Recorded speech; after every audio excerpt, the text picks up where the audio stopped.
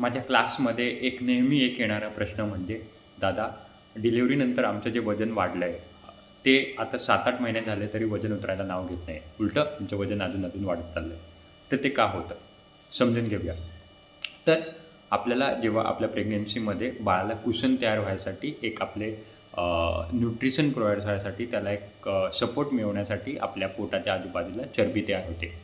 ती चरबी म्हणजेच इस्ट्रोजनमुळे ती चरबी तयार झालेली असते. इस्ट्रोजन काय ते आपण समजून घेऊया.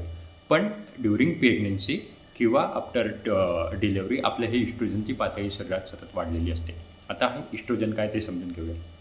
आता इस्ट्रोजन म्हणजे आपल्याला सगळ्यांना माहिती आहे की पिरियड्स येण्यापासून तर गर्भभण्यापर्यंत किंवा मेनोपॉजमध्ये जाईपर्यंत इस्ट्रोजन हा एक फिमेल हार्मोन सतत काम करत असतो आपल्या शरीरात. पण या इस्ट्रोजनचं अजून एक काम म्हणजे फॅट सेल्स मॉनिटर करणं. याला समजून घेऊया. तर याला समजण्यासाठी इस्ट्रोजन म्हणजे एक कंपनीचा तुम्ही समजू शकतात मॅनेजर आणि त्याच्या हाताखाली काम करणारे वर्कर्स.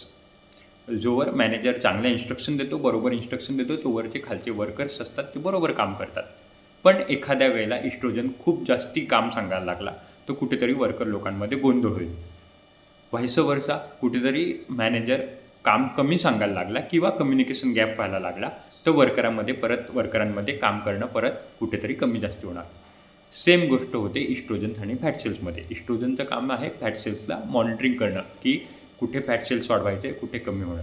आता जेव्हा शरीरातली इस्ट्रोजनची पातळी वाढते किंवा कमी होते, तर हे फॅट सेल्स यांचे जे कम्युनिकेशन असतं ते डिस्टर्ब होतं आहे आणि कुठेतरी गोंधळ निर्माण होतो. त्याच्यामुळे जे फॅट्स वाढलेले असतात ते एक तर अजूनच वाढत जातात किंवा जे वाढल्यानंतर कमी व्हायचे असतात ते कुठेतरी कमी होत नाही. त्याच्यामुळे आपली डिलिव्हरी झाल्यानंतर ह्या इस्ट्रोजनवरती कंट्रोल करणं फार महत्त्वाचं असतं आणि ते इस्ट्रोजनवरती कंट्रोल करतो आपण योगाभ्यासाने, खास करून प्राणायामाने.